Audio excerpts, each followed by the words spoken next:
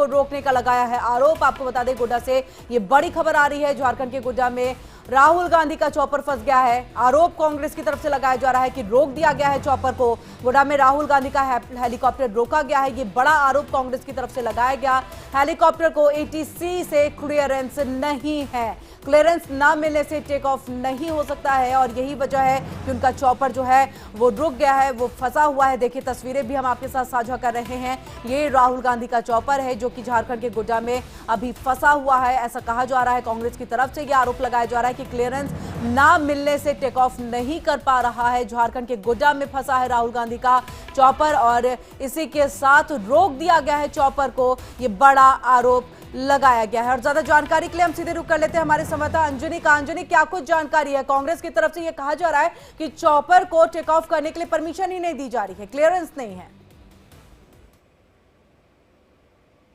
बिल्कुल, देखिए किरण, अभी आप तस्वीरों में देख पा रहे होंगे राहुल गांधी हेलीकॉप्टर अपने चॉपर में बैठे हुए, इनको एटीसी का भी क्लियरेंस नहीं मिल पाया और अब इसको लेकर सियासत गर्मा गई है। कांग्रेस ने साफ साफ कहा कि इस पूरे मामले में चूंकि प्रधानमंत्री मोदी भी जमुई में है, बिहार में बगल में ही है और ऐसे में उनके चलते राहुल गांधी को परेशान किया जा रहा है और उनको अभी तक परमिशन नहीं दी गई है। यानी इस पर जोरदार तरीके से कांग्रेस हमलावर है, बीजेपी के ऊपर सियासत करने का आरोप लगाया जा रहा है। कहा जा रहा है कि राहुल गांधी को अभी आगे एक और जनसभा के लिए जाना है बोकारो में और वहां पर उनको जाना था, लेकिन अभी पिछले 45 मिनट से ऊपर हो गया वो अपने हेलीकॉप्टर में बैठे हुए हैं और वहां पर इंतजार कर, लेकिन अभी एटीसी का उनको क्लियरेंस नहीं मिल पाया और जिसकी वजह से अभी तक वो परेशान है, वहां अपनी बारी का इंतजार कर रहे हैं। लेकिन इसको लेकर अब सियासत हो गई है।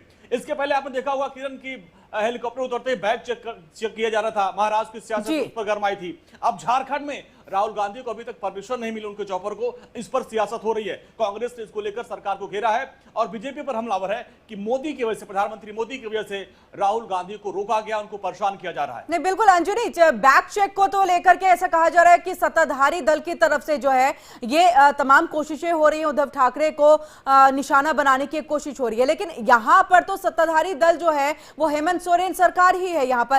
तब अब ये आरोप बीजेपी पर लगाए जा रहे हैं, क्या एटीसी को कंट्रोल में भी अब बीजेपी ही कर रही है क्या?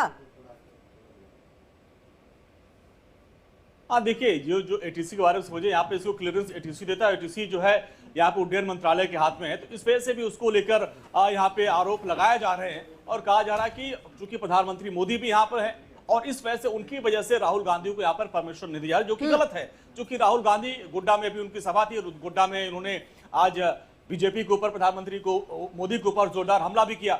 लेकिन अब जब वहां से अगली सभा यानी बोकारो के लिए रवाना होने वाले थे, हेलीकॉप्टर वो बैठे हुए भी हैं, लेकिन अभी तक उनको क्लियरेंस नहीं मिला और जिसकी वजह से वो परेशान है। अब इस पर मामला गमरा गया है। बिल्कुल बिल्कुल, बोकारो में कितने बजे का इनका कार्यक्रम या चुनावी जनसभा है वहां पर, और कितने देर यहां पर अभी तक हो चुके हैं या कितनी देरी बोकारो पहुंचने में हो चुकी है, इसको लेकर के क्या कुछ जानकारी मिल रही है अंजनी?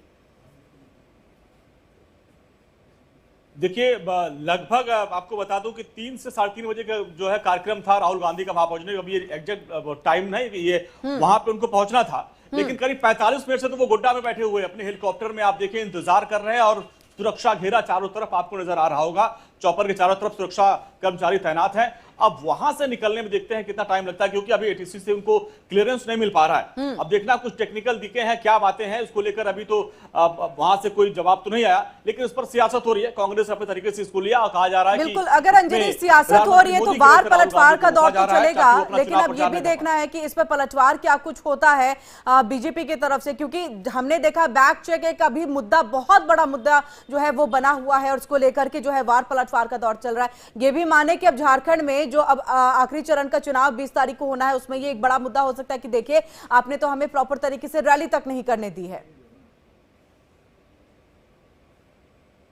बिल्कुल होगा, बहुत बड़ा मुद्दा होगा, क्योंकि आपने देखा होगा कि महाराष्ट्र की सियासत में बैग चेकिंग का मुद्दा बहुत बड़ा मुद्दा बना था। यहां तक कि जब उद्धव ठाकरे ने कहा कि भाई आप अपने दोनों डिप्टी सीएम का, बाकी केंद्रीय मंत्रियों का क्यों नहीं चेक करते हैं, इसके बाद आपने देखा होगा दोनों डिप्टी सीएम ने भी अपना दिखाया कि भाई हमारी भी चेकिंग होती है।